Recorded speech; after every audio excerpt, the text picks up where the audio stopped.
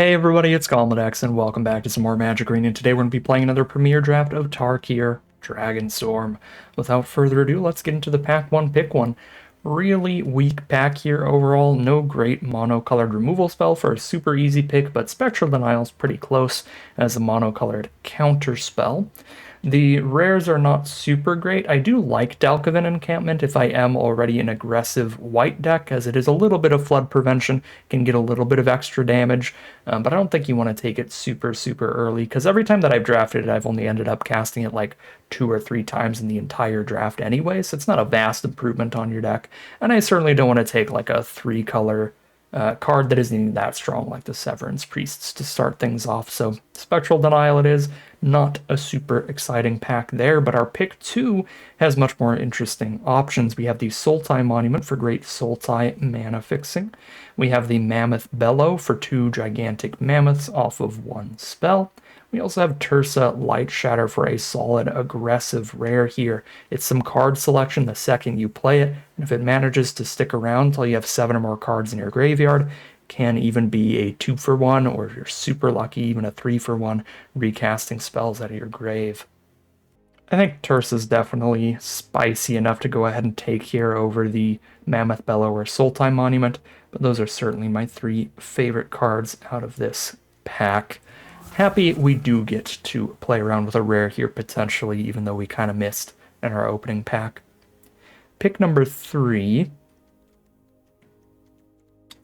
Don't love this pack. Evolving Wilds is a relatively high pick because it's fixing for any deck that you end up playing, which is perfectly fine. Because we do have 1 red card and 1 blue card, we could try to take this Effortless Master, but I've generally just not been super impressed by this card. There's tons of really efficient removal in this format, a bunch of 2-mana ways to blow up a creature, like including a 6/5 Vigilance Menace, without too many problems. So I don't love higher mana value creatures that don't have any extra abilities, like extra value when they enter or when they attack or something like that. And this creature is just like a stat line, and that's it. So not super pumped about that. It's really just Evolving Wilds or Unspirited Vanguard. What's nice about the Vanguard it is kind of an army in a can kind of card. The turn you play it, if you expect it to get blown up, you can just immediately get a 2/2 out of it, so you're left with something behind even if they do have the cheap removal. And if they don't, of course, it just takes over the game, just steamrolling, triggering every single time it attacks. Pick 4. It's been a pretty unexciting draft so far. I liked the Tursa pack, that's kind of it.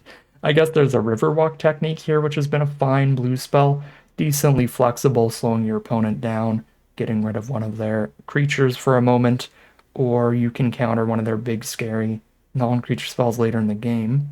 Narset's Rebuke is also fine. It's not one of the efficient monocolor removal spells like the Exhales that are really premium, but it is fine filler when you don't get enough Exhales and stuff. Yeah, just not a good pack there. We'll take Riverwalk technique, I suppose.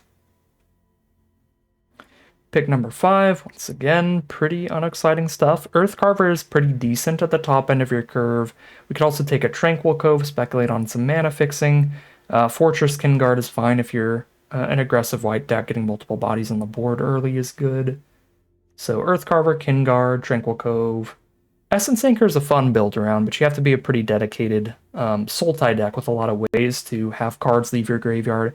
There are tons of ways to do it in the format, so there are some decks I think Essence Anchor is good in, but it's very few decks that end up playing it.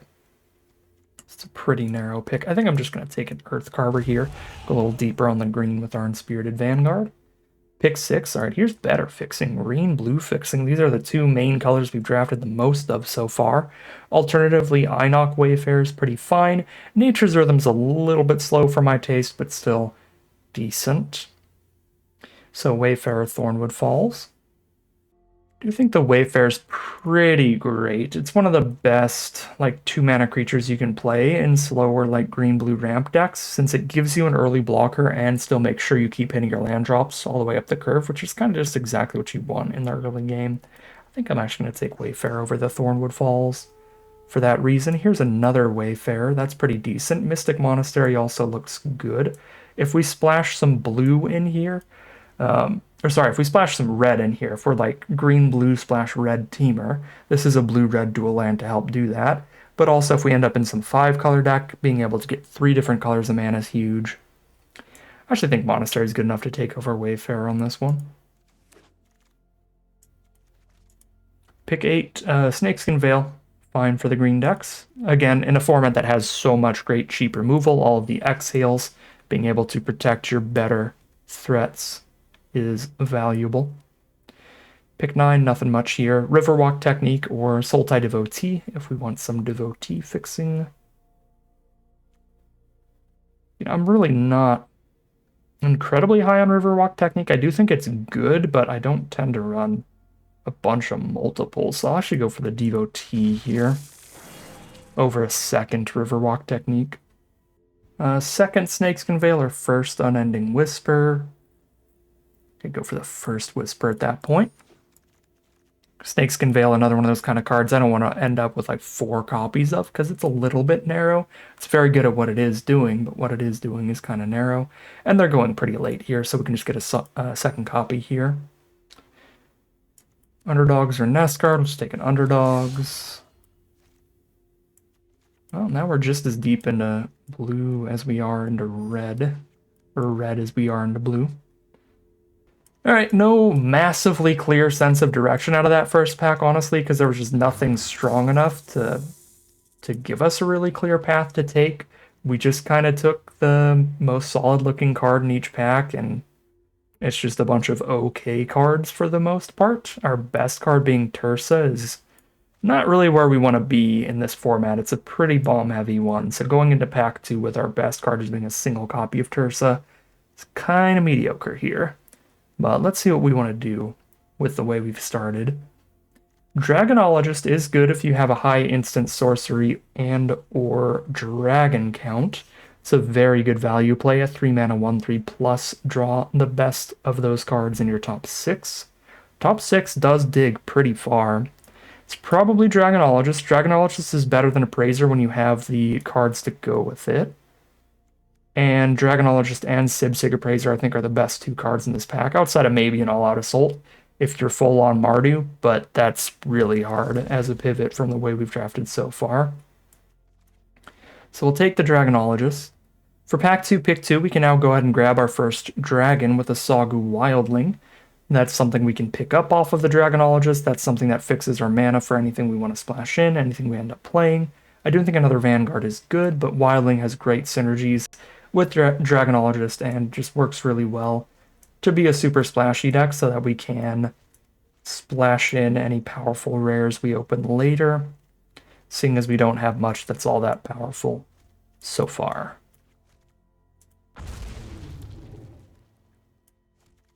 Pick number 3. Champion of Duson's perfectly fine. A blue-red dual land is also nice if we want to splash the red. Whirling Stormbrood. Not my favorite dragon. Not my favorite dragon. Having only 3 toughness on the 5-mana card is particularly rough again against all the exhales. That dies to every single exhale. I think it's mainly Champion or Swiftwater Cliffs for me here.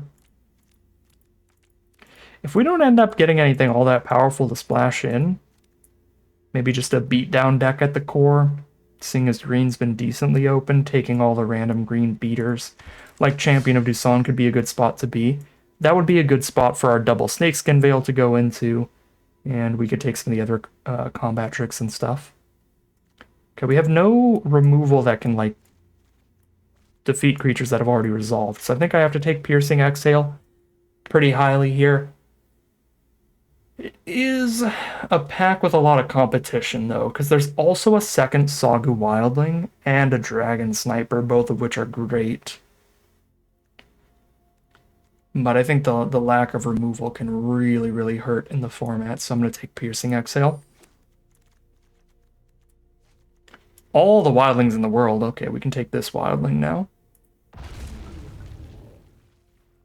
Pick number 6, another Earth Carver to top us off. Splash in an Osseous Exhale. Kind of scrapping today, it looks like. Just take an Earth Carver. Just mono green beef, I guess. Pick number 7 is super bad pack. We'll take a Night Watch, I guess. Fine way to set up your draws. It's a 4-drop in this deck, but it's still fine at that mana cost. Basically a 4 mana 3/3 that surveils 4. Because you actually get to, if there's a card in the top 3 that you want, you put that on the top and the rest in the grave. If there isn't a card in the top 3 that you want, you can just put all 3 in the grave. So Surveil 4 is a lot. And Dispelling Exhale, there we go. That is good, cheap interaction. Come on in.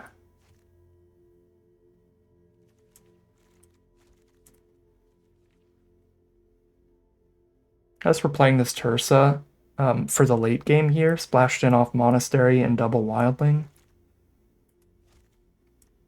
Out of all of like the early plays, 3 mana rares and stuff, this is one of the ones that's actually pretty fine to splash in because it does gain an additional ability when you have 7 or more cards in your graveyard.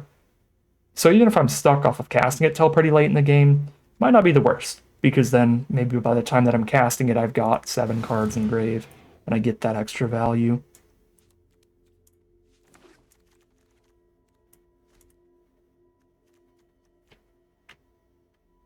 Just holding down the Alt key there. Seeing if there's anything I don't own a playset of yet, because everything is unplayable at this point.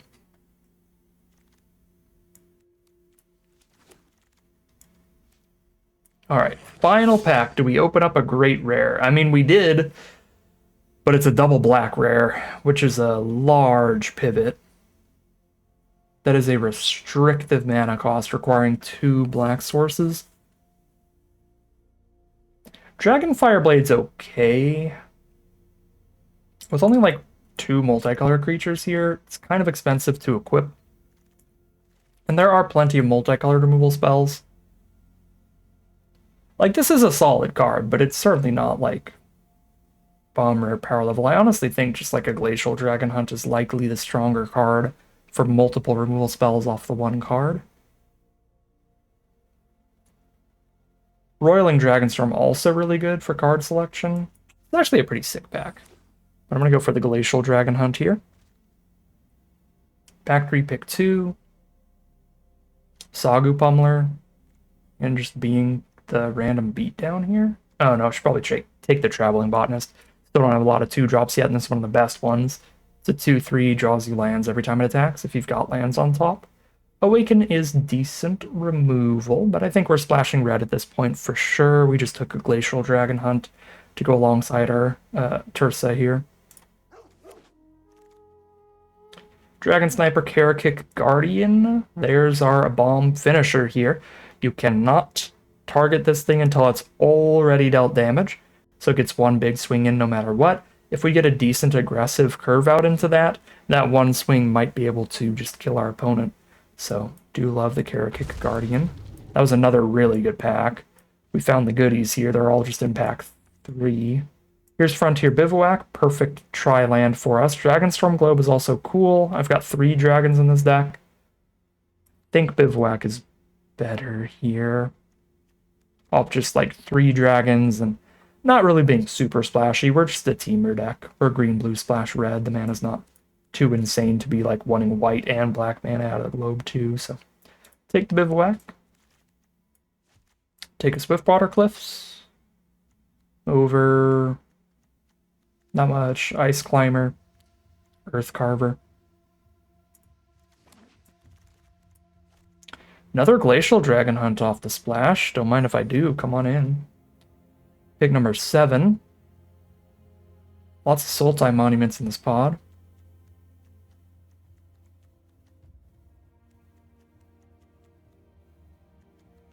Might have focused the mind here.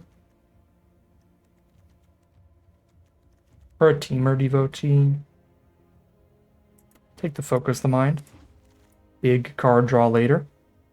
Pick 8. Sarkhan's Resolve is fine. Combat trick when you're beating down and you just blow up a dragon late when you're not. We haven't drafted quite as beat down of a deck as I kind of initially wanted. But we did get the good top end to make up for that. You know, the Karakick Guardian, the double Dragon Hunts also working really well in a slower deck.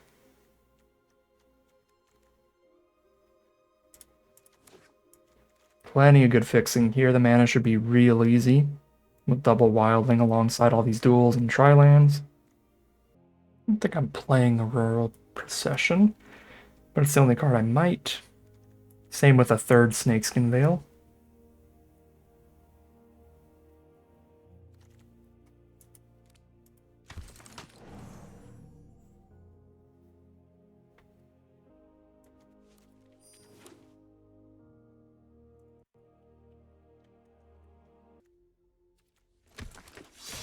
All right. Very average draft here. We have some decent uncommons. And like a couple just general value-ish rares, Dragonologist and Tursa.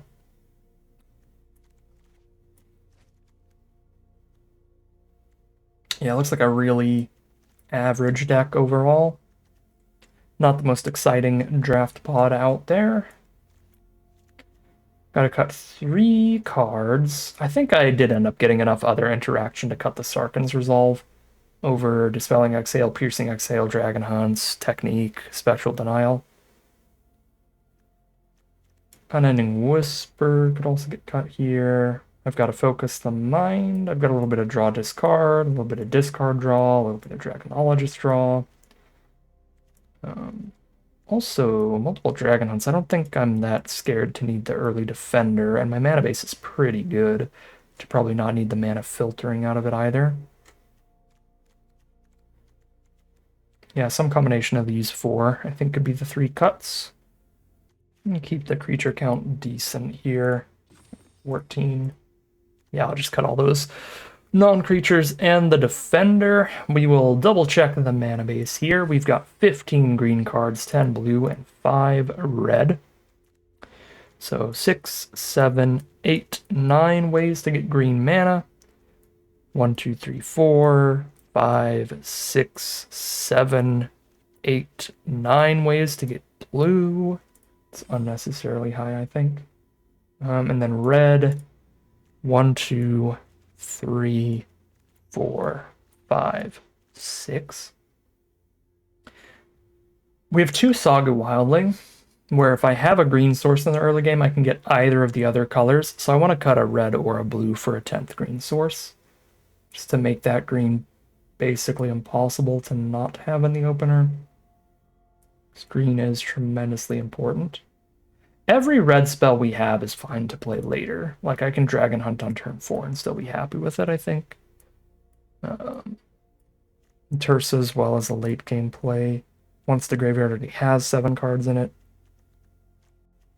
I'm going to cut down on red for another green. And I'm probably Roost Seeking and Evolving Wilding into red first basically every time, because I have so many more blue sources in the deck now. Yeah, looks fine to me. Very good mana base, some solid interaction, some solid creatures throughout the curve. No massive bomb or anything, just decent value plays like Dragonologist and Tursa. We're trying to win the game off of Karakit Guardians, Earth Carvers, Vanguards, that kind of stuff. It's what we had in the draft pod, so it's what we're going to try to win with. We'll see how it plays out for us as we head into the gameplay. Here we are on the play for game 1. Starting with the island, in case they play like a really strong 1-mana card, I can go Mountain Dragon Hunt. And if they don't, we still just play Forest Devotee. I did want to mention that because that's one of the things, little sequencing things with lands that's really easy to get wrong that I think I have several times before. Where I'll just instinctually play the green source because I'm like, yeah, I'm playing Devotee on turn 2. It's like, well, you don't need to play the green source till the turn you're playing Devotee, so have that flexibility there.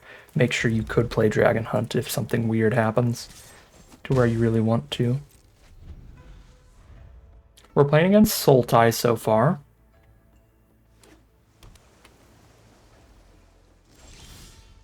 Alright. Probably both got counter spells in our hand, just chilling. Can't really do anything else till turn 6 anyway, so we are just naturally not playing into their counterspell, if that's what they have. Sultai Monument, fix some mana here. Honestly don't mind countering that this early in the game. Keep them off some extra mana, plus 2/2/2s. The 2/2/2s obviously trading very profitably with Sultai Devotee. Looks like it played out really well for me here, because they did not naturally have the 4th land. And this is a little awkward, but I am going to Dragon Hunt to draw a card here, because we have 2 very powerful 6-mana plays. So in the interest of making it more likely that we hit our 6th land by next turn, I think we just draw the card there. Drew into a 2nd Dragon Hunt, which is very funny, but I don't have double red, so I don't get to draw another card here. Globe, Whisper, hope to draw the land there. And they did. It's a pretty good turn. And there's land 6, which we would not have had if I didn't Dragon Hunt. So very happy with that choice. I think I lead with Earth Carver. Well, let's see. They're at 15. They're guaranteed to take 6 from the Karakik Guardian. This is the best time to cast it and know that they don't have a counter spell up. But if I just resolve Earth Carver, it's going to be pretty difficult for them to just hold the mana up for a counter spell anyway. I've got some kind of 1 blue mana instant. Oh, it must be Spectral Denial, and it's allowing them to counter unless we pay 0. We would obviously pay the 0. So play around Spectral Denial here as the probable counter spell. Okay, so Sipsic Appraiser. 2/1 chump blocker. It does trade with Sultai Devotee, but it only chumps the Earth Carver. We'll just Dragon Hunt that, I think.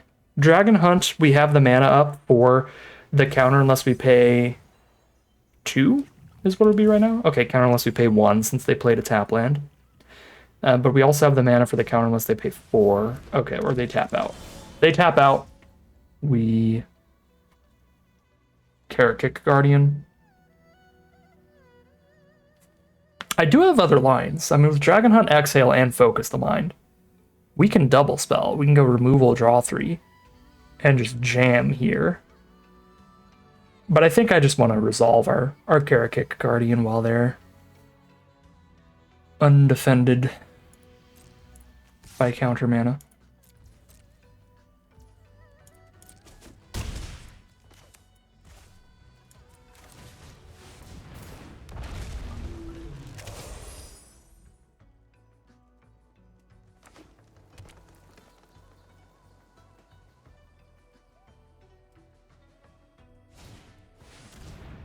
Fleshcrafter.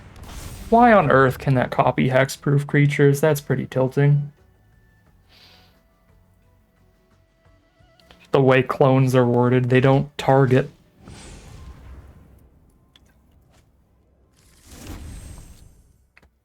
So their rare gives them a 4-mana Karakik Guardian on blocks. Ooh, that's good for our opponent.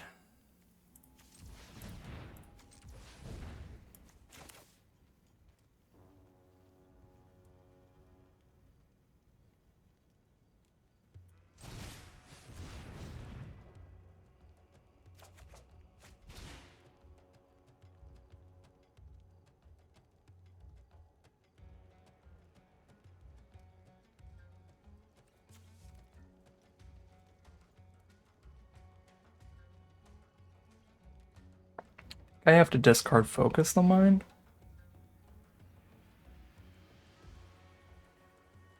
Because I need to hold up Dispelling Exhale.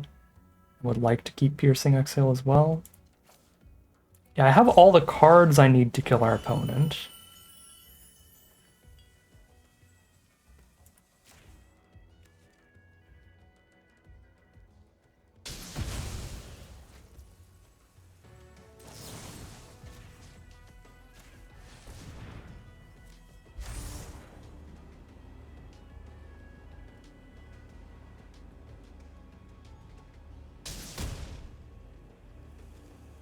That's a non-creature spell. I would keep basically any non-creature spell, or any non-land card on top of the library, because that would allow me to Glacial Dragon Hunt in the future. Alright, so they go to 1, and we've got the counterspell up. It is count unless they pay 2, because we did trade our dragon off.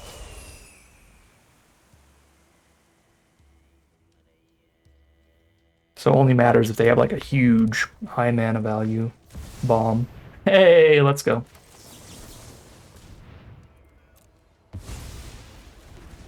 That feels good.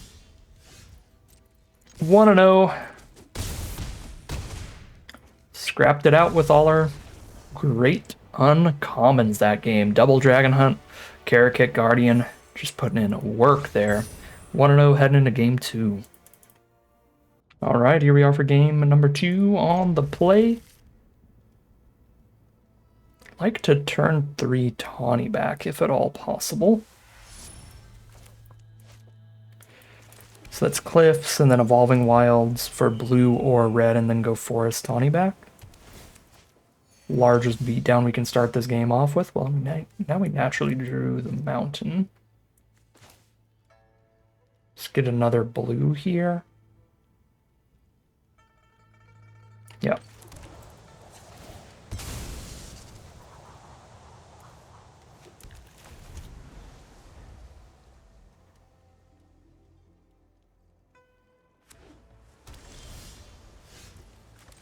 Dispelling Exhale me. So I don't have to worry about it for 6 drops. They did not Dispelling Exhale me.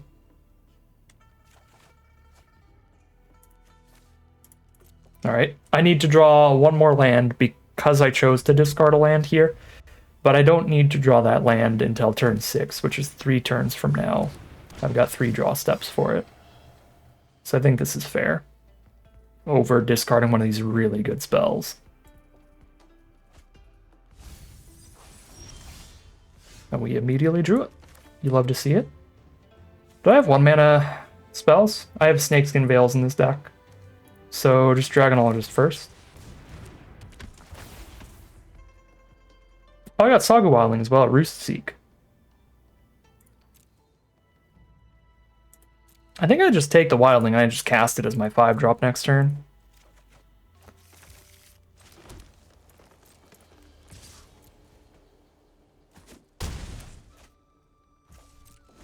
Because I got my 6 lands already.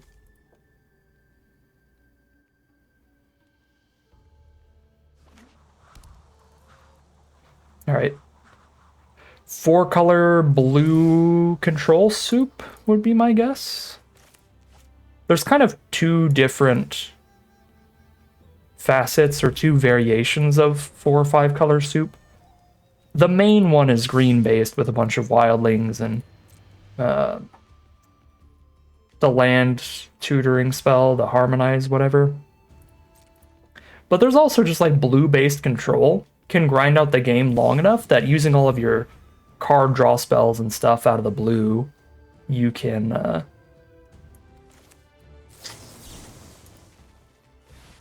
using all the card draw spells out of blue, you can prolong the game long enough to where just by naturally drawing a bunch of extra cards, you're hitting all your other sources. So this looks like blue control, 4 or 5 color, or it could just be Jeskai. I mean, they don't have to be plain black. Okay. All right. Well, they're tapped out for Earth Carver here. Double block Tawny back. It's a little annoying. Probably fine though overall.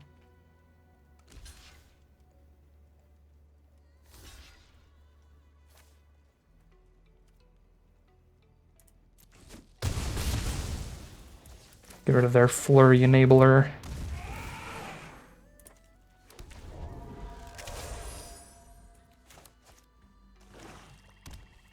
Okay, no, they are playing the black. This is where our deck's gonna come into problems. We did not open anything nearly that strong, so we can't just get completely bombed out of the game. We dodged it game 1 by having a counter spell up at the right time. We got through their Death Begets Way. Death Begets Life, not Death Begets Way. I'm mixing the 2 mythic bombs together. But yeah, we managed to counter Death Beget's Life. We would have lost that game handedly had we not had the counter spell. So that was nice game one, but here again, as I said before when we built this deck, the problem with it is that this is a really bomb-heavy format, and we have no bombs to compete in terms of power level with a card like Shiko or Death Beget's Life. So, since we did not draw the counterspell this game, we're going to have to put in a lot of work to break through Shiko. And even if I do, it was a 3-for-1. It was a 4-5 plus a 2-1 plus a draw off of the Appraiser ability. Super gross. I don't think any of these cards are impactful enough on board against the 4-5 body. I have to just do some digging with Night Watch.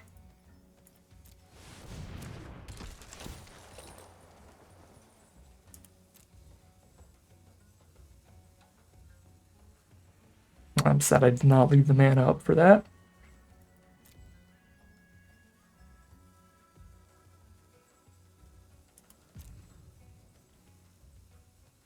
Don't really have good attacks anyway, so I think I'm fine to harmonize that later.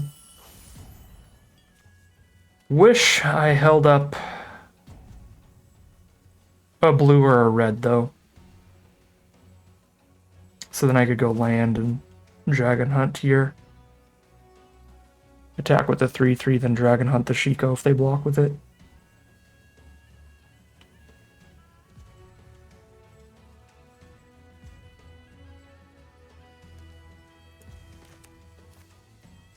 Yeah, I can't do that right now. I could go for the bluff attack, but if my opponent just doesn't realize that I could Dragon Hunt Shiko, they're just gonna block anyway.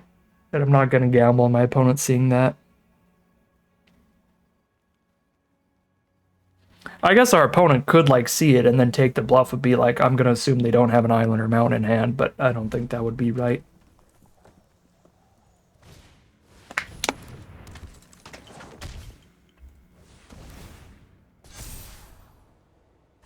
Yep, now they're flurrying and scrying.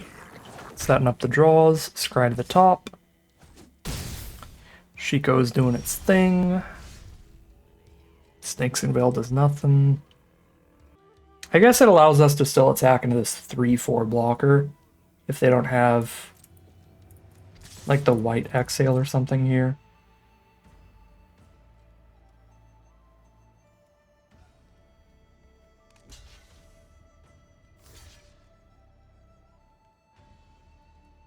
Yep, they see the Dragon Hunt.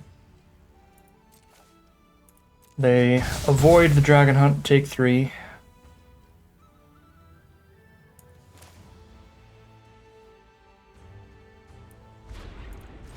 Less bad for me if Saga Wildling gets countered, so I'm going to lead with that. Did not get countered, which is nice.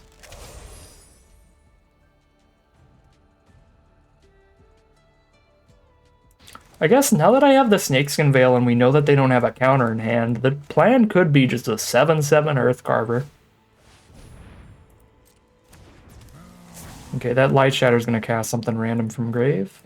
Sketchy.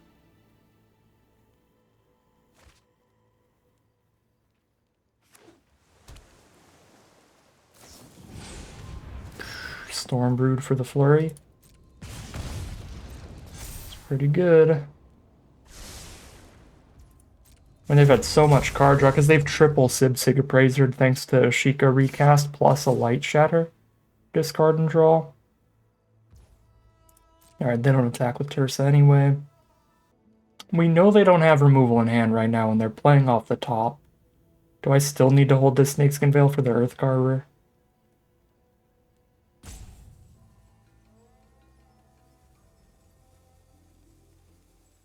Probably still do.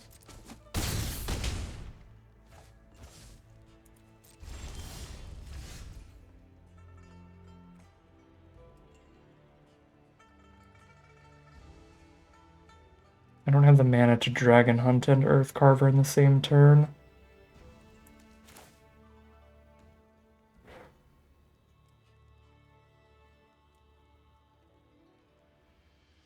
I think I need to make it a 7/7. Not because Well, do I? Okay, I don't. Yeah, no, I'm still gonna spread it out. I was gonna say, I think I need to make it the 7/7, not because I need it to be that big to block the flyers. Snakeskin Veil already makes it big enough to block the flyers. But because I need it that big to block Practitioner. But if they send Practitioner in, then we just block with 2/3/3s. So I don't actually want to put all my eggs in one basket here, especially when we're pretty low on life and they're going really wide. Okay, beautiful draw.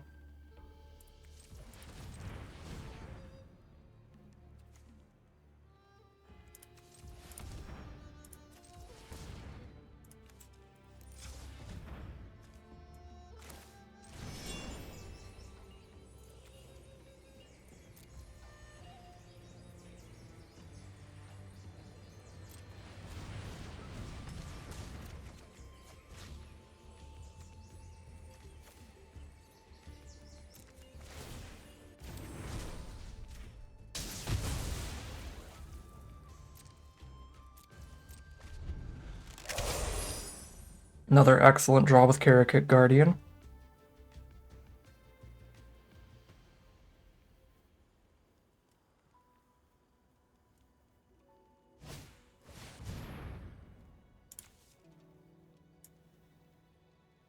Jeskai Devotee to hand, and then they flurry and tap a creature.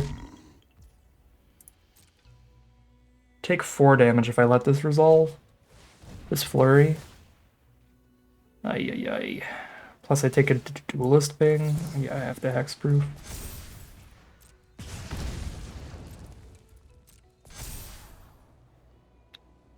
Yeah, Bodyguard was a really good draw here. The full flurry.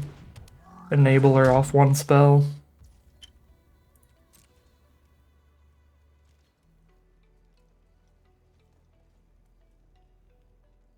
Alright, we got a Karakit Guardian and a Dream here.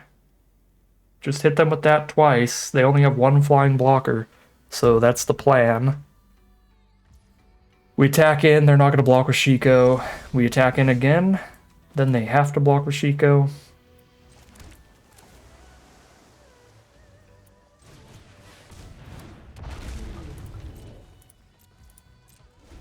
And thanks to Dragonologist, it's going to have permanent hexproof, even after it damages, because it'll still be an untapped dragon on our board.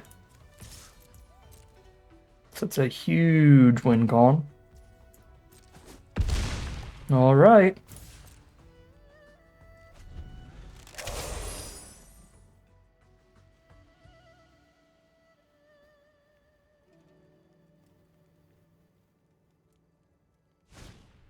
Another Way Speaker Bodyguard. They don't have the 2-drop engrave though this time.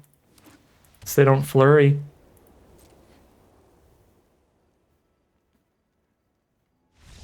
Concession from our opponent. They see that they're going to have to chump block with Shiko. They didn't even want to live in that world. So they scoop them up and we are 2-0.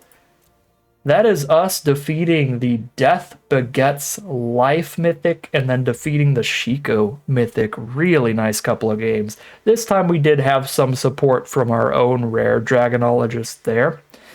So not a super scrappy win this time, but still feels very nice. We are 2-0 heading into game 3. Here we are on the play for game number 3. We've got the Dragonologist for great value again. Solid hand here.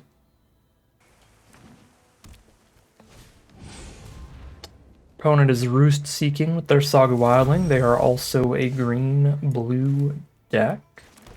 Here's Einok Wayfarer. Let's put some Dragon Hunts in grave, shall we? Thank you, Arena. Very cool. Should maybe take the untapped land there. I do have a concerning amount of tap lands, picking up a tri-land. But my mana curve is not super fleshed out in this deck. Where, like, it's not like I'm spending 4 mana worth of spells on turn 4 or anything. You know, I don't mind against the open 1 and a blue, to where they could have their own Dispelling Exhale to just play the tri-land here and hold up mine. Rather than running Dragonologist into it if they do have it.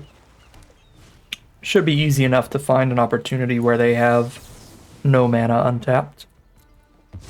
Counter Winter Night Stories counters the draw 3, discard 1, so just countering their really good draw spell. Essentially just counteracting like a 2-for-1 there. Spectral Denial is certainly worse when revealed, but it'll still be annoying for our opponent. That'll be our way to stop some big mythic really late in the game.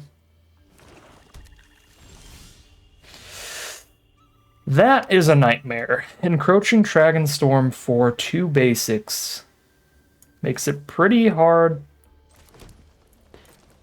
to be okay with not just holding up Denial here, because they could have a 6-drop resolve next turn. I've got a Piercing Exhale and a Dragon Hunt for smaller threats.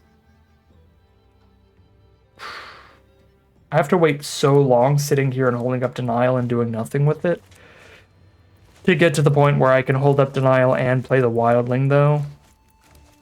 I think I have to just play my curve.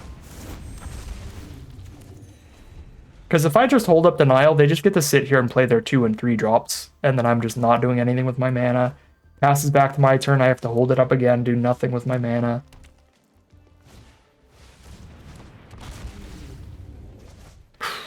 Goldkeeper, pick up the Dragonstorm for a recast. Pretty good.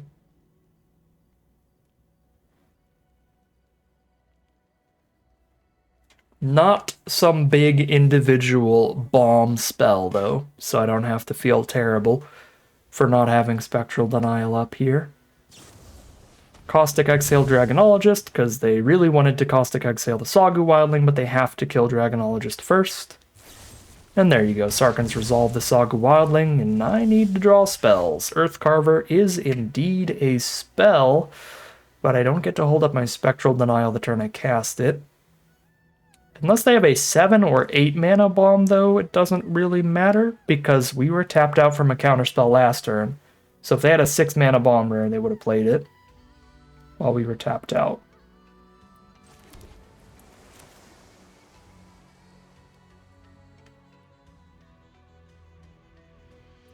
I mean, I can Dragon Hunt. If I Dragon Hunt here, I'm not even holding up Denial either anyway. So I'm not going to do that. Just resolve the Earthcarver.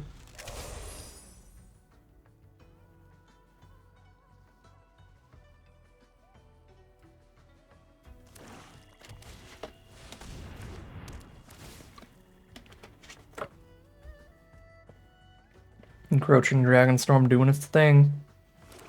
Million mana out of their deck. Sculptor. 3 cards in Grave. So that's going to be a 3/4 flyer. Cannot get any bigger than that right now, though.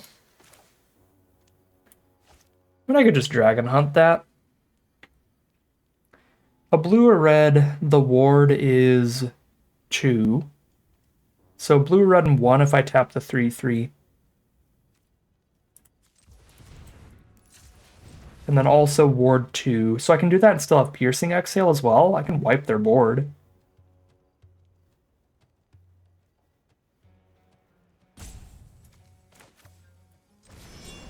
Feels like the play.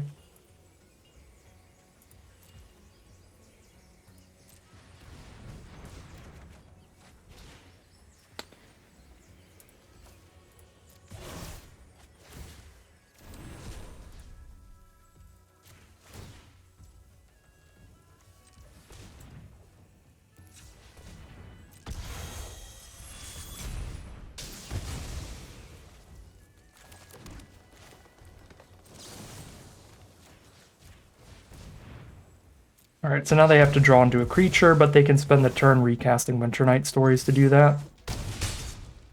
Not even really spending the turn, because they got so much mana off Encroaching Dragonstorm.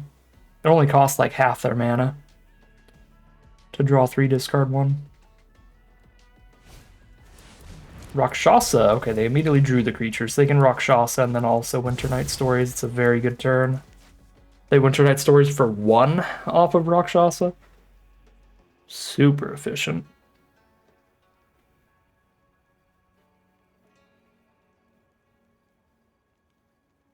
That's a bummer. That was just a really good draw. So it's also the roadblock for our stuff. Leopard pre-Winter Night Stories. Or are they just not doing it? They're not doing it. They are kind of low on life here. Alright, that means no attacks for me. But also means I get to counter theirs. Well, it's going to cost 1 mana if they tap Rakshasa. 1, 2, 3, 4, 5, 6, 10. If I can counter unless they pay 9, I can do counter unless they pay 1, 2, 3, 4, 5, 6, 7, 8. If they tap Rakshasa, they can afford the Spectral Denial. Even if I don't champion Doosan.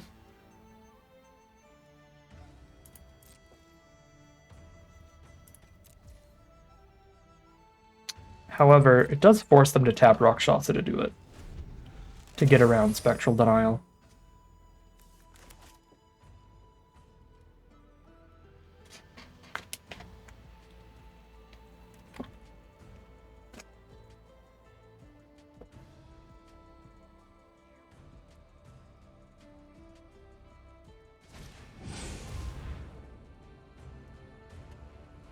Very good. Top deck. 1, 2, 3, 4, 5, 6, 7, 8. 1, 2, 3, 4, 5, 6, 7, 8.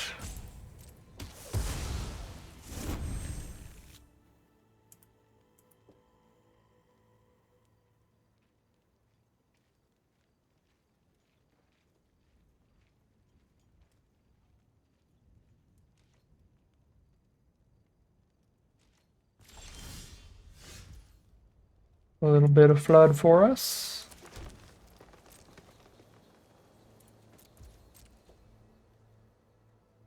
And they get to Surveil 2 every turn because they got the rare land as well.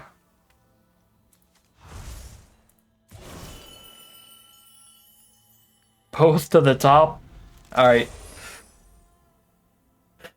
Goodbye, world.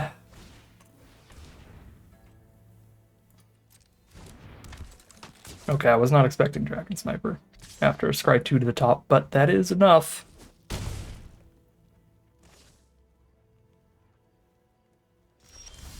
Surprised they still haven't used the Gold Keeper.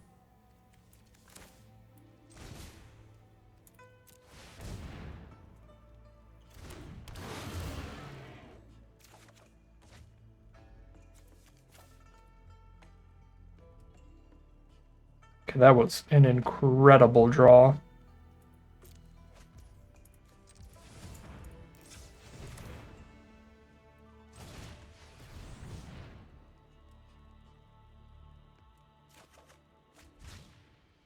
And that was really not.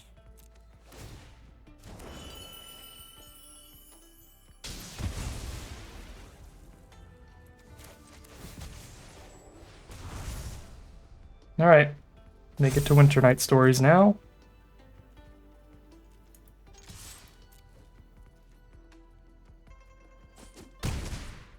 Down to 6.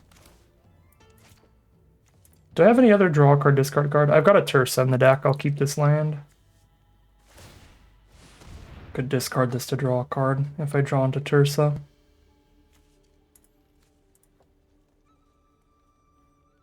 Surveil both to the top again.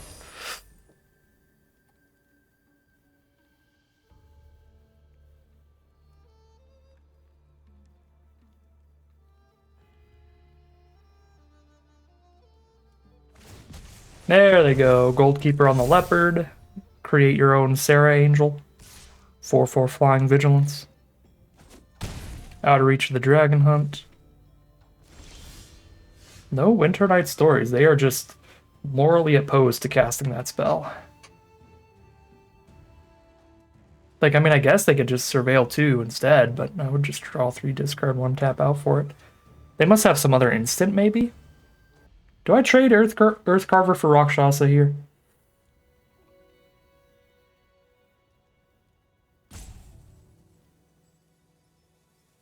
I don't think so. The problem with trying to do that is if I'm trading my cards off 1 for 1, trying to break through, we fall behind because they have Surveil 2, they have a draw 3 discard 1. They can likely draw the creatures faster than us, but I guess we fall behind if I don't also. Right, if I don't and I try to just go wide until I can get the kill, that has the same problem, where if they just draw more creatures than us, which they can do by surveilling and drawing, then we'll never be wide enough.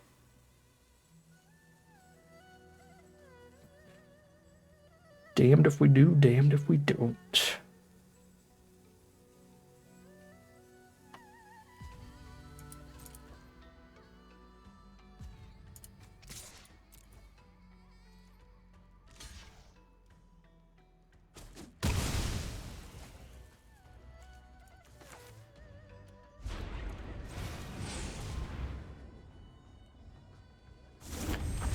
I think I hold on to Dragon Hunt, but there is an argument for just drawing a card.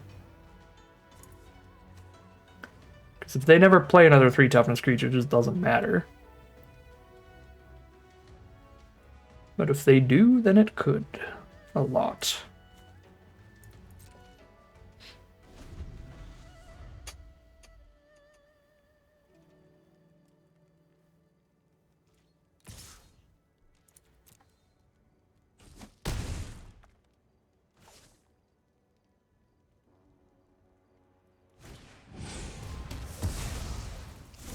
Stupid Stormbrood is just gonna keep showing up.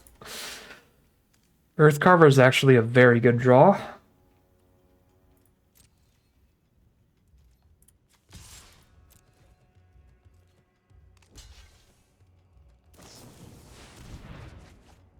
Disgusting. Congrats on that one, opponent. That's incredible. God dang it. Ay, ay, ay. If I don't draw a better card to discard to this Dragon Hunt, then Dragon Hunting trying to kill the Leopard is just bad, because I don't want to discard Earthcarver to do it.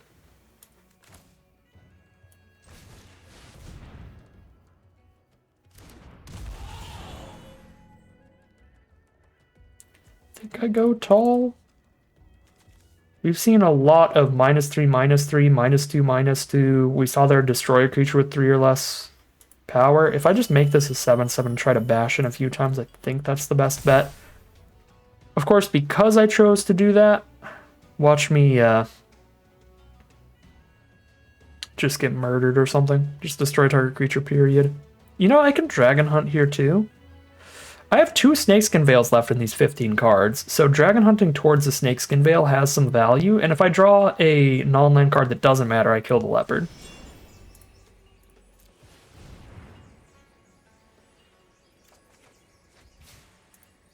And if I just draw a land, then it would have taken a really long time to hit a spell I could even discard to the Dragon Hunt in the first place. Because then I would just draw this land next turn and be like, well, I can't Dragon Hunt blind, and then just keep going from there.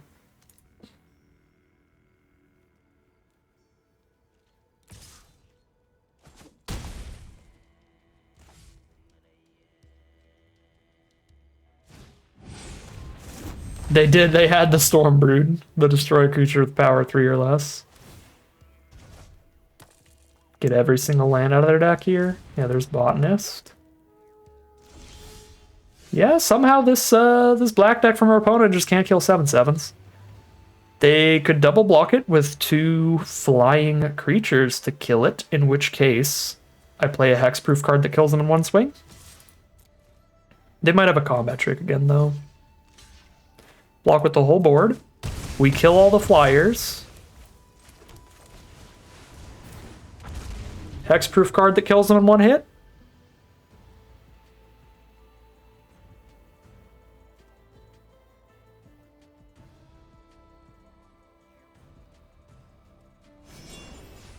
Draw 3, plus reveal with Botanist, or do a check with Botanist for a land.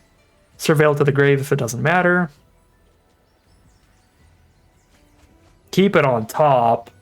That's a very bad sign. They wouldn't keep it on top unless it makes sure they do not die this turn. So we know we don't kill them this turn now. We know that for a fact. So it's a reach creature or a flyer. Removal spells wouldn't save them. It is a flyer. It's Sagu Wildling, which also gains them more life. They could have the combat trick here.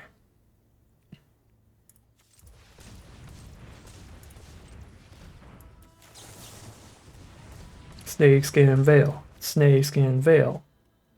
You're not Snakeskin Veil. Because they gained the life off of playing this Wildling, I'm just going to hold up the technique. I'm not going to bounce it. I'll just cast it if they do something that would kill the Guardian. Okay, they're going to take the 6 and then try to blow it up with removal. So we hold the technique to counter the removal spell. I think I have to do that instead of playing Inspirited Vanguard. Wish I could do both, but they are two pretty expensive draws here. Sagu Pummeler, Reach Blocker.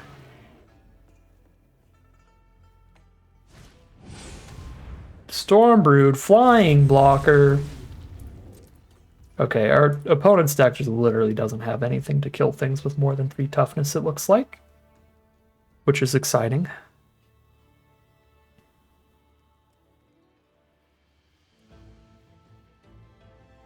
Attack with Guardian, Riverwalk technique, the Pummeler to kill both the flyers, I guess, is a thing. If I just hit a land.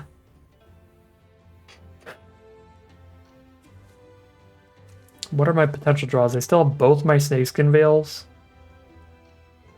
Sultai Devotee, Botanist, Tursa, and Gurmag Nightwatch. Tursa would be kind of nuts.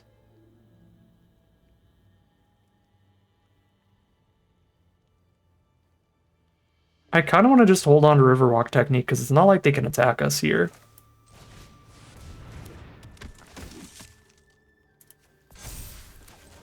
And I have multiple combat tricks to draw into with Snakeskin Veils.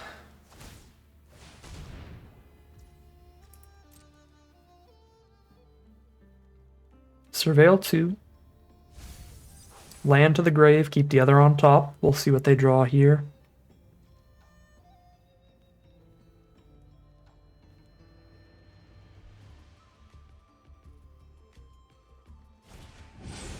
Another Sagu Wildling. It'd probably be at like -3 or something without the life gain by now.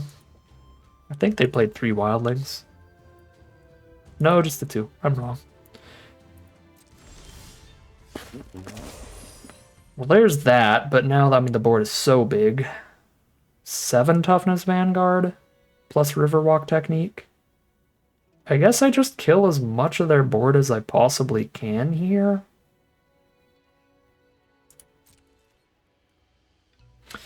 Can they block in a way that's going to kill both of these? A 6 toughness and a potential 7 toughness. Yeah, they can pretty easily. They just put like a 4/4 and a 3/3 on the Vanguard and then 2 3/3s on the Guardian. But then that's where Riverwalk technique comes in. I think the only way to make Riverwalk technique come in really hot here is to attack both to force them into multiple multi-blocks instead of being able to like put their entire board on one of these. So this is 6 to... Oh, this is perfect. Okay, so there's 6 power over here. So if I just make Vanguard 7 toughness, it's going to live there.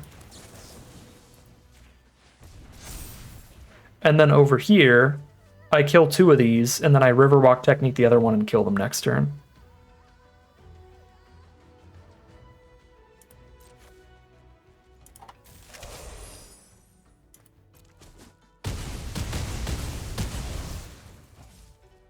I probably should have chosen to let the Stormbrood live.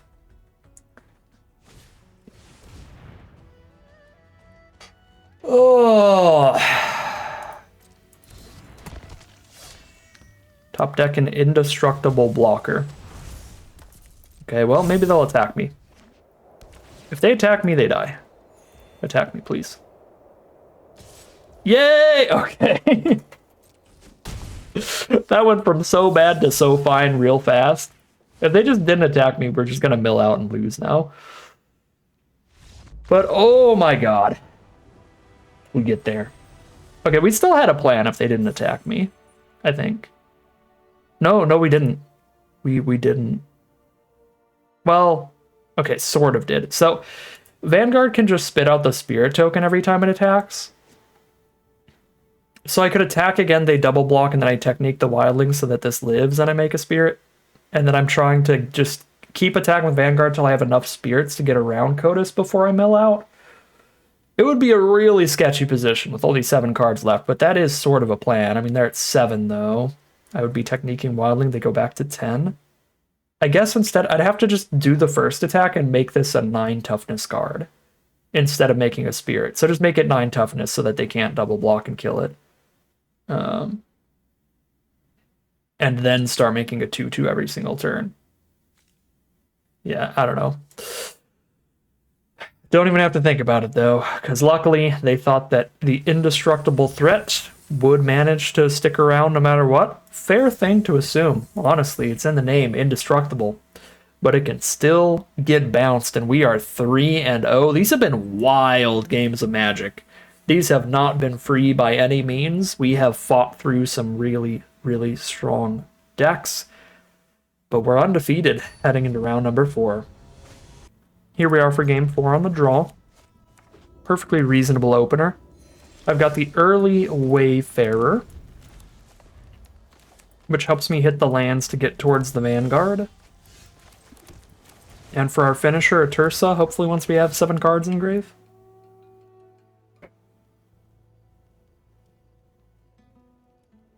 Playing against Rakdos, very aggressive color pair, fits into the Mardu clan, and that's about it. Those are some sad mills, but this still milled me 3 cards closer to drawing my next land naturally. At least I did hit a Harmonized card with the Glacial Dragon Hunt. Zurgo. Uh-oh. Incredible Rare says hi. Here's the Death Touching blocker to force him to have removal here. Oh, you know what I should have done? I wasn't even thinking of the fact that this could filter mana. I should have still played the untap land here, because then I could filter into a Snakeskin Veil if they have the removal. That might get me killed. That might be the punt. I just forgot Devotee can filter mana. I was not even considering that. Okay, well, it didn't matter. They have specifically the first strike trick, which I don't think I would have played around in a million years, because I think this is the literal first time I've ever seen it cast. And Snakeskin Veil can't stop that anyway.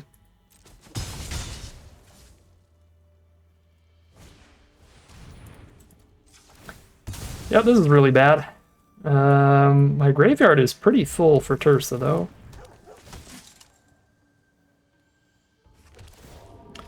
Now we gotta deal with a 4/4 Zurgo and the tokens that never die. I guess I could just Riverwalk Technique Zurgo for a turn at this point. I am at enough mana to do that. Force the recast. It loses its extra 2 power. That does feel like the safest pick here.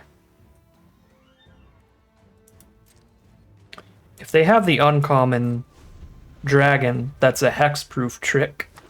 That's going to be rough, but that's the only card that they could have there that would ruin that. Okay, War Effort is really bad for me. Ay, ay, ay. I still have to Riverwalk Technique Zurgo over the War Effort.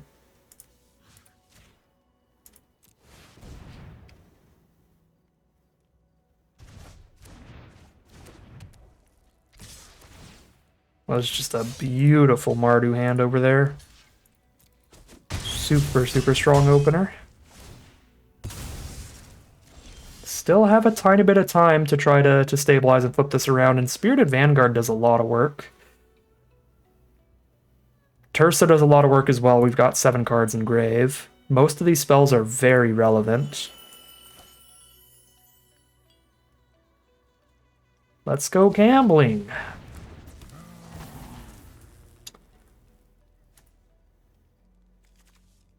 Oh, I do have to pay for them still, though. They're not free recasts. Okay, I probably should have just played the Vanguard then.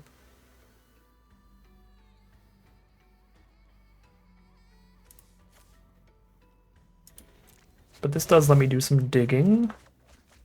Find to focus the mind.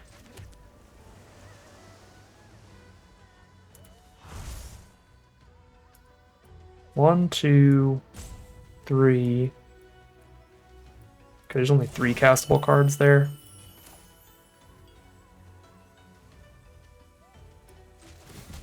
Okay, yeah, I should have just played Vanguard.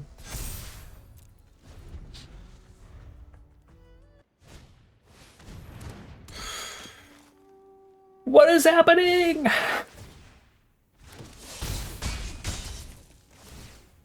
Vanguard would be 0.5 blocks against the Skyrider anyway. Well, so I have to Dragon Hunt Skyrider. I don't have the mana to play the Vanguard in Dragon Hunt.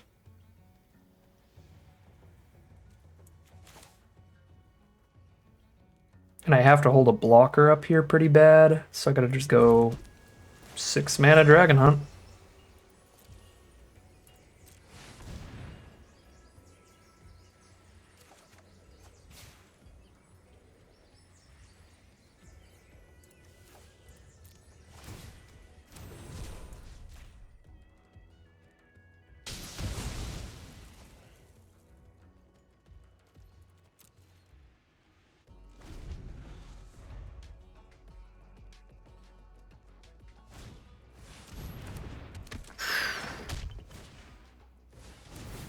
Yeah, they just have the Stalwart Flurry.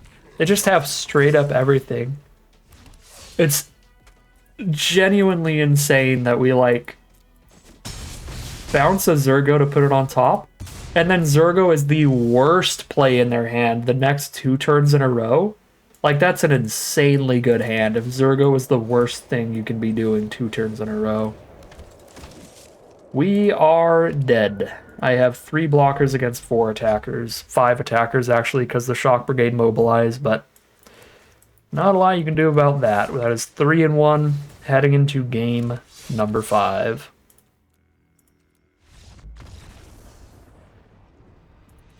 Played that one out really incorrectly, because I just always forget what Tursa does. I'm always assuming Tursa can recast things for free, but that is not how they work. We would have been able to buy at least like 1 more turn if we had started things with the Inspirited Vanguard. We would have still taken the big flying hit initially and then had to Dragon Hunt that next turn, but I could have had more of those token blockers against all their stuff for a little while.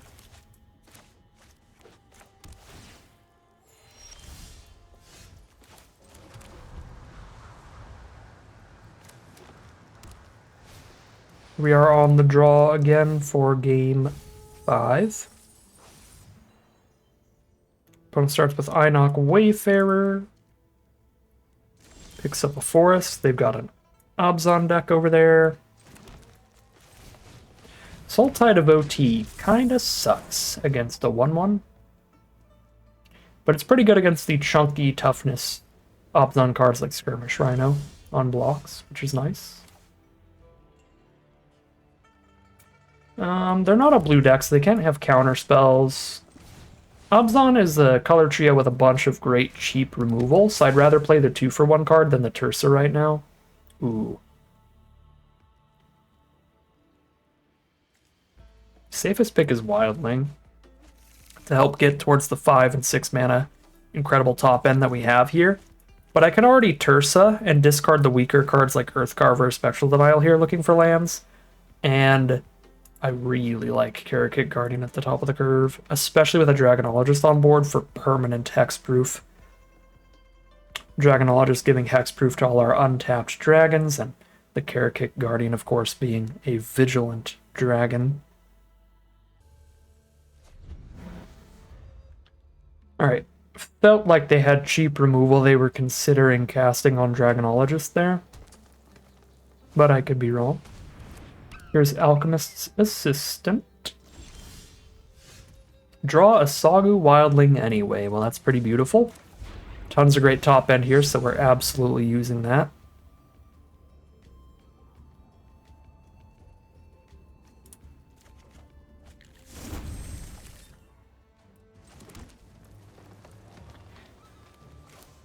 Got my 5th land, I still need a 6th.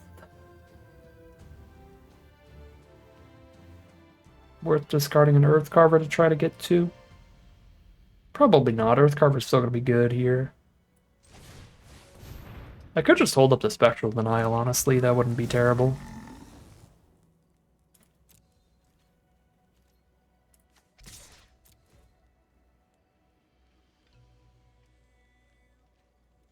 We'll see if we can clear out the board a little here. Nope.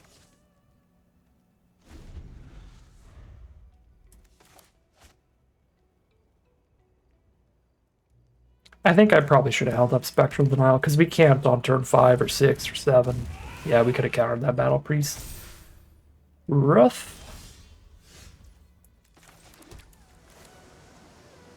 Obviously, hindsight is 20/20. The fact that they played a really good card that turn is super, super rough. They could have just as easily like cast a 3-drop and a 2-drop. But I think even without that hindsight, because I'm not going to be able to play this Spectral Denial for like an actual year from this point, I should have just held it up anyway. Even with the information we had at the time. So, particularly rough to get punished that hard. Jesus, their deck is also very strong. Karsi Revenant has arrived, alongside the Battle Priest, to just be a massive Flying Death Touch lifelinker.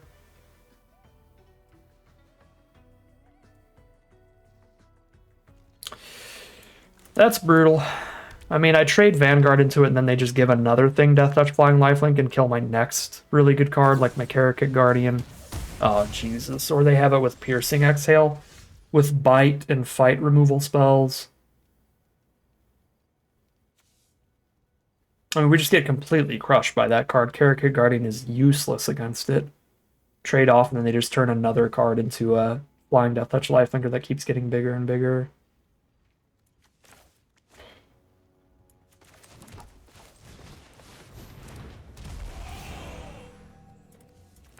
I think they got us. I think that raw power level of that card is just going to crush us here regardless.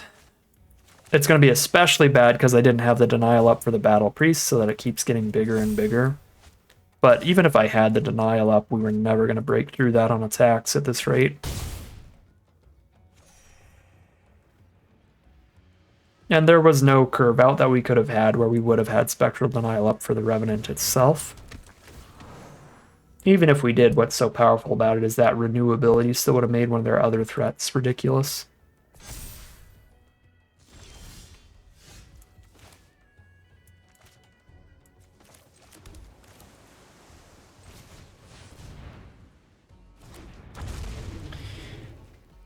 All right.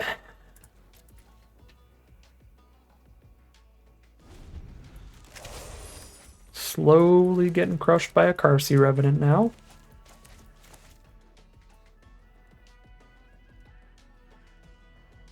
Unless we can draw the removal in time. We do have the Piercing Exhale that would kill it. But only if we drew it right there. Now it's going to be too big.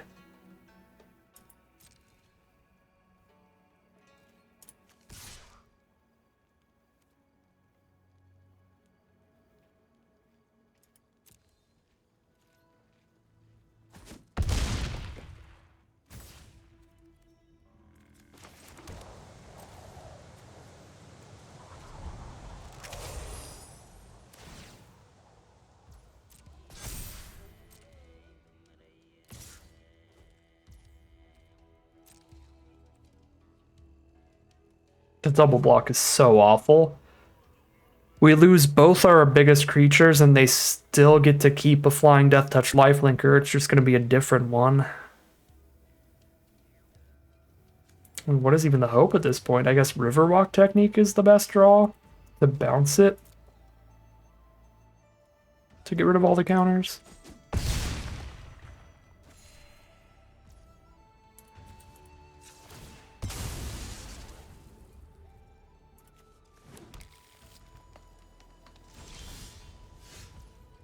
Way too late. Revenant is way bigger now.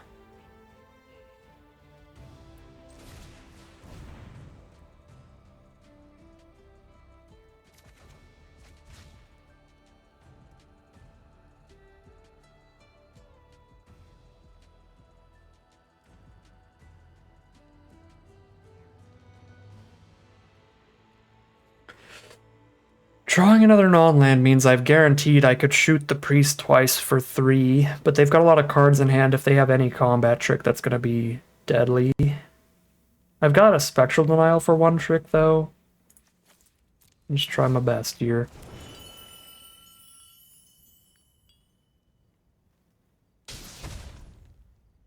Oh, wait. Oh, no, I have Sultai Devotee, so I do have Spectral Denial up here.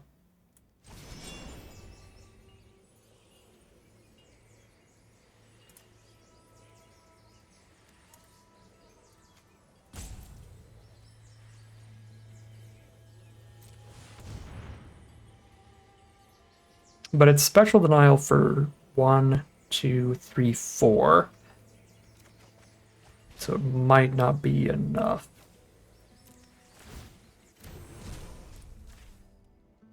If it's like Snakeskin Veil, that's just GG. Okay. I mean, that part's gone.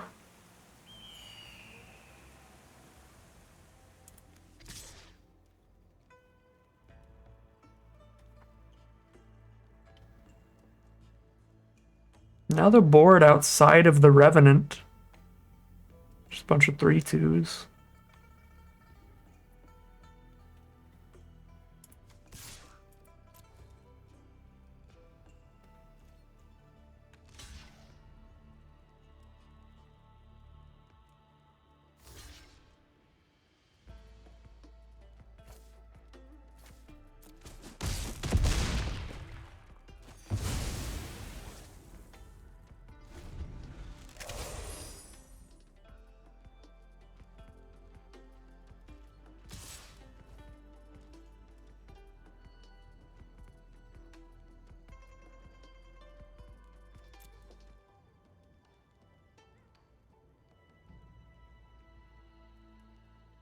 They had a combat trick last turn, they would have used it to save the Loxodon.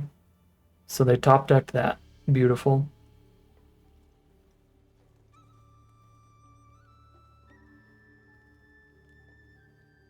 Counterless 4. They have exactly enough. Well, that sucks.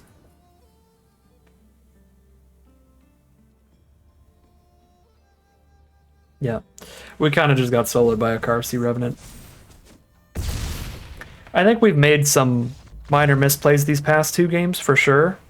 I mean, not minor. We've made some misplays these past 2 games. Playing Tursa instead of the Endure card last game, instead of the Inspirited Vanguard last game, did get us dying like a turn sooner. And then here, choosing to play Light Shatter instead of Spectral Denial, I think that was a much less big mistake because we were still playing a good play on curve and everything. It just really hit us super bad in hindsight that they had Battle Priest that turn, and then they had Battle Priest into Revenant. That 2-card combo was completely disgusting. I think this game was mostly just lost by just the card quality being so high on that side of the table, but there was a sequencing error there. I think that was our best possible turn to hold up Spectral Denial, because otherwise it would have taken so long to be holding it up, seeing as we had the good 5-6 mana plays and stuff, so we could have just held on to Tursa. We're not the kind of deck that's really beating down for a bunch of damage early, so just saving this for a super late game play instead. Denying whatever they did that turn and then building our own board up would have played better, even without hindsight. But obviously with hindsight, like, if this was revealed information, you always hold up the counterspell, but you never know. All right. Some bummers of some games here. It always sucks to go undefeated into multiple losses in a row, but it is what it is. I think our deck was pretty outclassed both of those times. Stack that up alongside some misplays, and that's some quick losses. We are 3-2, heading to game 6.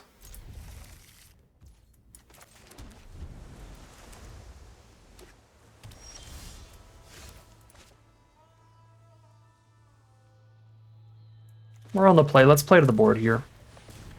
Anything they resolve early can get killed by a Dragon Hunt easily, so I don't think I need to hold up Exhale. Well, I guess mana fixing we could exhale pretty well. That would be the one thing. But like any creatures they play early, there's absolutely no need to Dispelling Exhale them.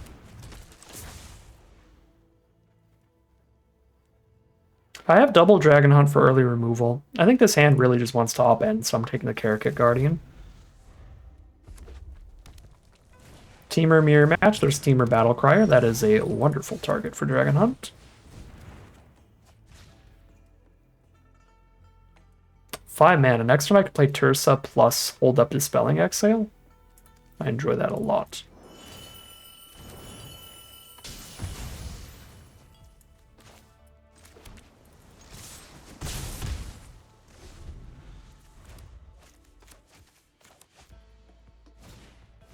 Tawny back. Let's just exhale now. 4/3 blocker's pretty annoying. And I will have to tap stuff for a Dragon Hunt. So I can't quite afford to recast Dragon Hunt next turn. I mean, I could, but not like playing a Light Shatter plus recasting a Dragon Hunt. Despite having a 6-drop in hand, I'm very tempted to discard these lands here towards Threshold for Tursa. 5 out of 7 is still not there, though. Yeah, no.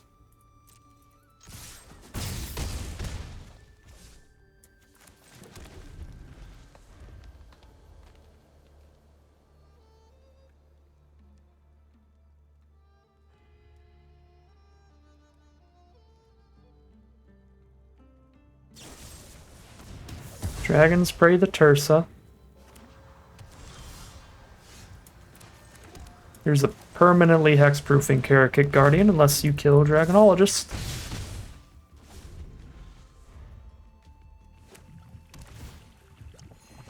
Full 5 color from our opponent. There's their Jade Cast Sentinel to chump with.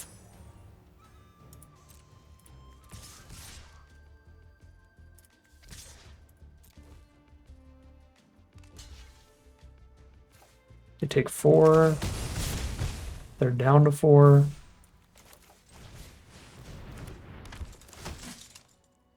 Board wipe or bust for our opponent. I think there's only 2 board wipes, and they're both mythic rare. The Dragon Tempest and the Death Begets Life. There's the concession from our opponent. Thankfully, pulled ourselves out of the 3-loss-in-a-row streak potentially there. We do not go undefeated into all 3 losses in a row. That is 4-2 now. We have locked in a positive win rate for this deck, as well as the break-even point on prize out. Feels good.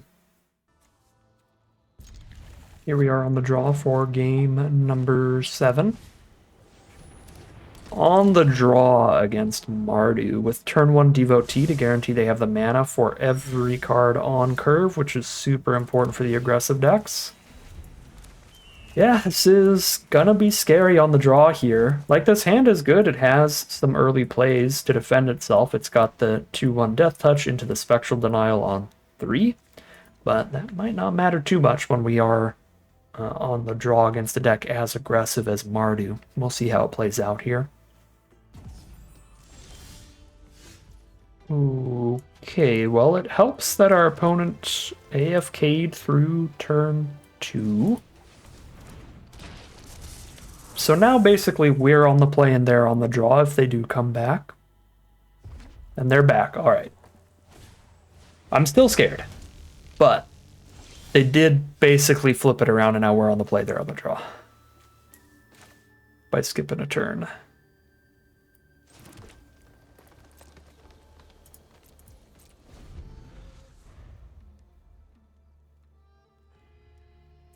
Got a Night Watch for another blocker to play now on turn 4.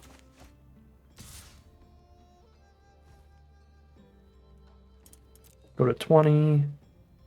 It might not be, like, insane to just trade into this thing. Oh, right, Devotee could have given me the black man. I could have just played Night Watch instead of holding up Denial. That might have been worth it. Probably was. I just didn't even... I wasn't even putting that together, because normally black man is just completely irrelevant to this deck. So that was just a punt for me. Just a brain fart on that. I guess at this rate.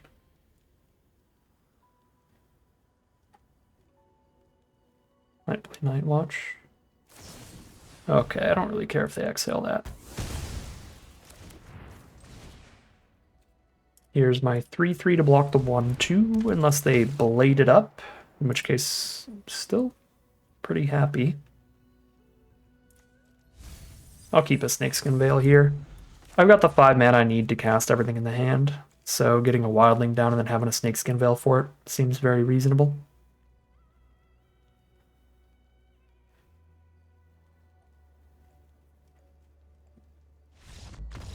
Okay, probably the weirdest game of the day.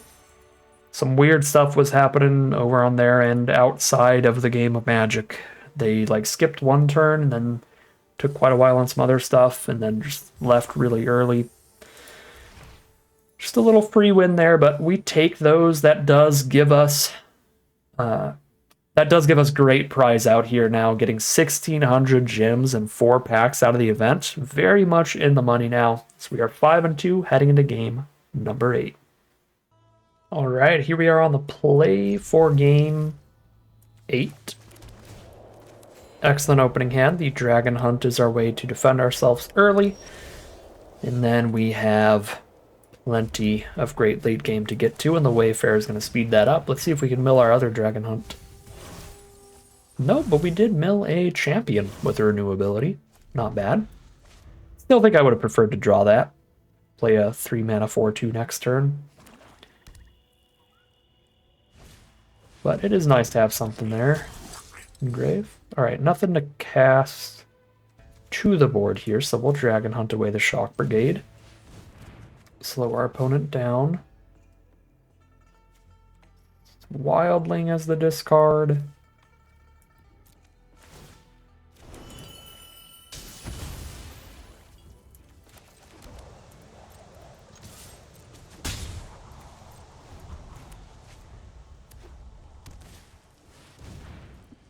Underfoot Underdogs. Very good against my 1/1 Wayfarer.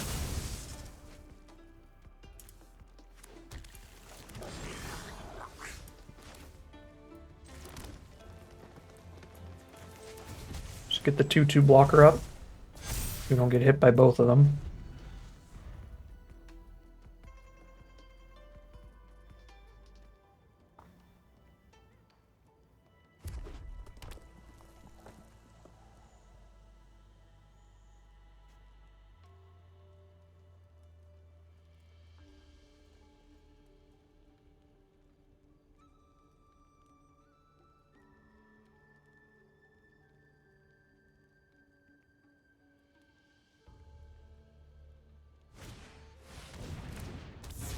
Meticulous Artisan, 3/3 and a treasure token. Flooding a little bit here, which is concerning. Here's Inspirited Vanguard. Even if I put the counters on it immediately, it dies to the red common removal spell of Molten Rebuke for 4 damage. So I think I spread it out first, so if they have the cheap removal, it kills it. At least I still got a 2/2 out of it. If they don't, I may be buffing it on the attack to try to keep it around. Bearer of Glory off the treasure token, so another full Mardu deck over there. Sunset Strike Master. Alright, 1,000,000 blockers. Vanguard's definitely not getting in. Oh, worthy cost. Okay, so exile it no matter how big it is. That makes me feel very, very happy with the choice of getting the 2/2 off of it. Would have played way worse the other way around. I've got an Earth Carver coming up here.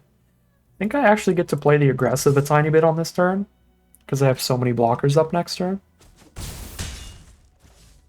I am pretty happy. They don't have the white source for that Bearer of Glory's activated ability right now. That'll be a little scary when they do. But I do have the Dragon Hunt engraved to kill that. Their mana's been playing weird here. The Mardu decks, you really want to choose 2 main colors. And only play cheap creatures of those 2 main colors and then splash in the third for like removal and stuff. The way their deck looks is like they're splashing the black for removal, and red and white is the core because they've got a 2-mana white spell, and the only black spells we've seen are 2 removal spells. So it's weird they've drawn double black and no white sources. That's pretty rough for them.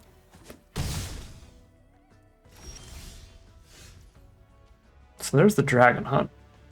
Yeah, I've got the spell to discard this Dragon Hunt now to kill the bear and keep trying to be aggressive, but they've got 6 on the crackback minimum, 7, 8 if they prowess.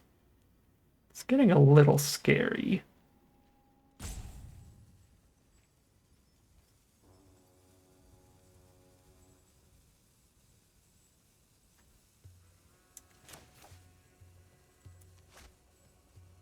If I botanist first, I don't guarantee that I get to shoot something with this Dragon Hunt, but I can have Botanist's ability trigger before Dragon Hunt resolves. So that if there's a land on top, I get it out of the way, and if there's not, I keep it there to discard it. Okay, so I will not put it into the graveyard so that I draw into it to discard the Dragon Hunt.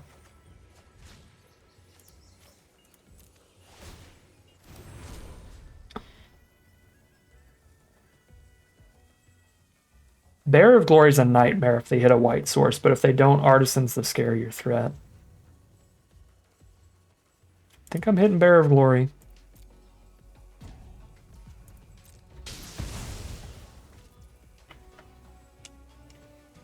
I'm going for it. Let's race. I got a big old board over here. They're down to 9, we're up to 14.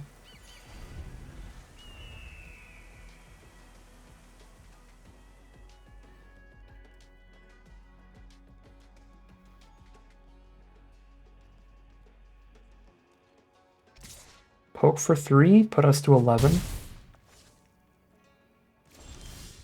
And they're on the defensive now. I can't stop the Artisan from prowessing and eating my 3/3, but I can stop whatever the other spell is here from actually resolving. I will not put a Karrot Guardian into my grave, considering that will kill my opponent in 1 swing. Okay, they are at 2 life. I've got the Hexproof Flying Vigilance Trample to finish them off.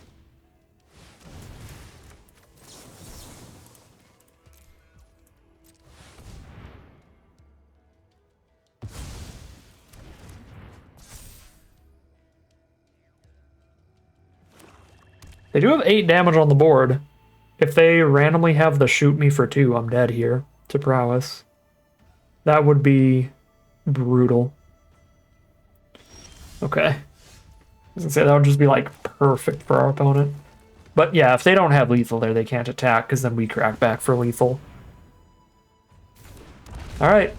You got 1 turn to somehow live through a Karrot Guardian, which is really hard to do.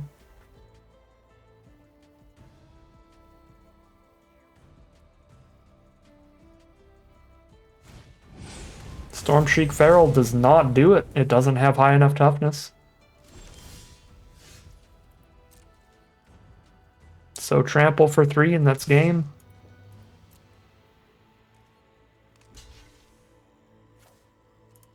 That's so rough for our opponent because it's like they had the flying blocker. They also had the Strike Master to shoot a flyer, but the hexproof on the Guardian is just absurd. Our Karrot Guardian, our premium uncommon, is the actual bomb rare of this deck. We are 6-2 now, heading into the final battle with this deck. Here we are for the final boss. Win or lose, this will be the last game of Magic for the day. I enjoy this opening hand, especially on the play here. We get to go Botanist into Dragonologist. Really great way to start things off. I could have Evolving Wilds for red, because we have less red sources in the deck, and I have the Sultai Devotee to hit blue, but in order to curve Botanist into Dragonologist, I need the natural blue source here, and if Devotee dies, I've got a lot of blue cards in this hand. Well, I've got multiple blue cards in this hand, so it would be pretty brutal. Speaking of pretty brutal, that's a very good start from our opponent. Dragon Sniper and their own Botanist to really stop ours. I would like to play Champion at that point then, to try to hold off their Botanist here.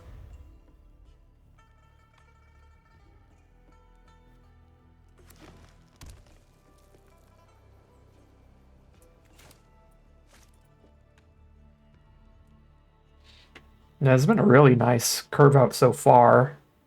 Premium uncommon 1-drop, premium uncommon 2-drop, and likely the 3-drop to go with it with the amount of thinking going on here.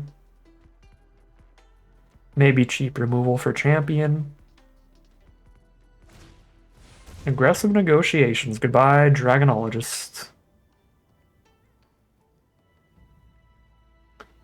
Pretty annoying card. I do hate Thoughtseize variants.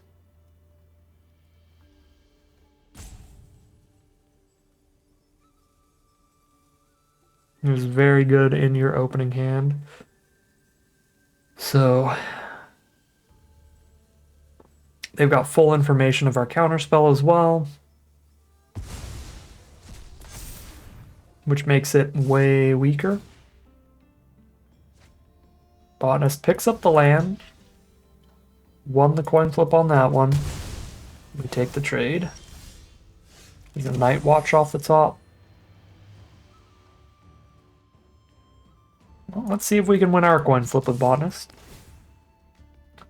Yep. Trades in the Dragon Sniper. Land Night Watch or hold up the denial. They know about the denial, so just play their slightly weaker spells if I hold it here.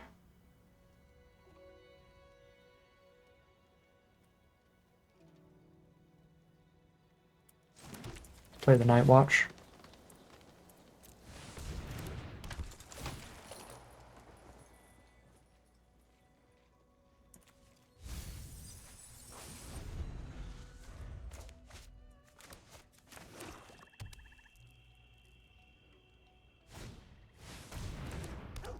There's a 5/4. We've got the Death Toucher to deal with that.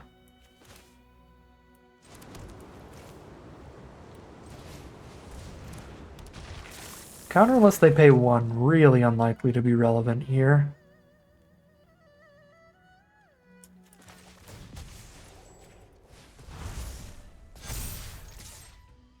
Let's jam.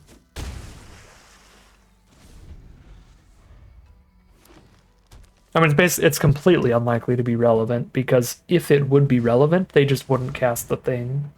Another negotiations? Come on. It's like, that's probably the biggest grown test card for me in this format. Can't really say like a rare or a mythic is the biggest grown test, because like you're not going to play against it that often, but the Thoughtseize is so annoying.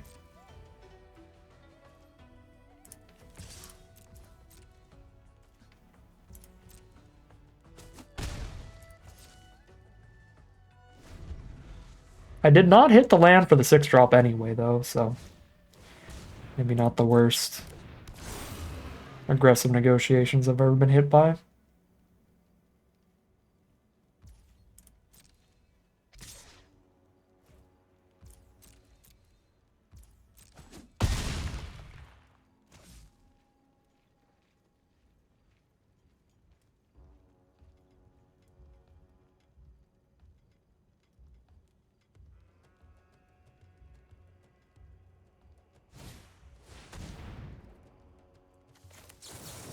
That's spooky enough to counter. Which means they have something even spookier coming up, which is not fun. But there's Riverwalk Technique if it is a non-creature. Actually, even if it is a creature, I just put it back on top. Delay it.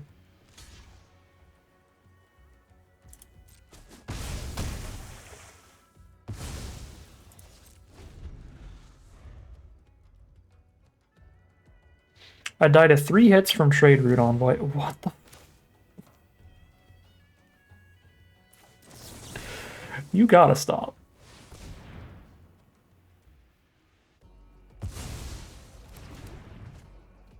This deck is absolutely testing me. The triple aggressive negotiation. Ay, ay, ay. Okay, we die in 3 swings, they die in 2. We just try to Snakeskin Veil twice and get the kill. Yeah, flood out a little, so that's all I got. They got some spell here to reduce the damage.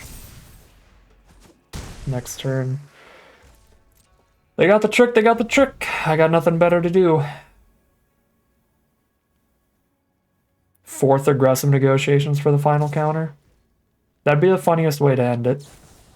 Okay. They have their own veil. You got me.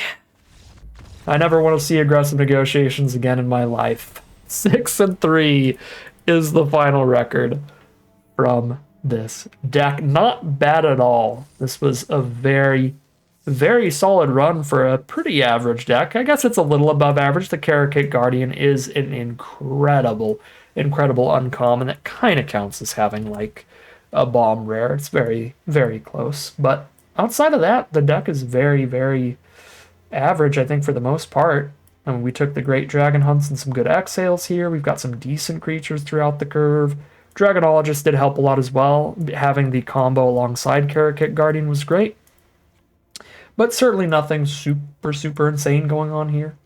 Pretty normal teamer nonsense. I accidentally cut the Karakit Guardian. Let me put that back in before we take our prize out here. So yeah, I'm really happy with that record for the power level of the draft pod in the deck. I think that's super solid, super reasonable. Might have been able to do a little bit better. That third game, I really don't think so. It's the triple aggressive negotiations. But the first couple games both had some turns that we didn't sequence out right. That might have went differently had we not misplayed. We would have had to sequence our turns differently, play pretty perfectly, and then also like get pretty lucky on the future turns that we don't know how they would have gone. So possible we might have been able to win one of those two and gotten the trophy run here, but 6-3 is still a great run, and I'm very happy with the prize out today. But that is going to end today's video. As always, I'd like to thank my patrons and YouTube members for their support, as well as you for watching the video. If you enjoyed it and you're interested in seeing some more, you can always like, comment, and subscribe to tell the YouTube algorithm to send us more in your recommended feed. If you'd like to catch me live, you can check out the Twitch channel in the link in the description below. If you'd like to support the channel directly, you can check out the Patreon link in the description below. But other than that, as always, thank you very much for watching, and I'll see you again soon for some more Magic Arena.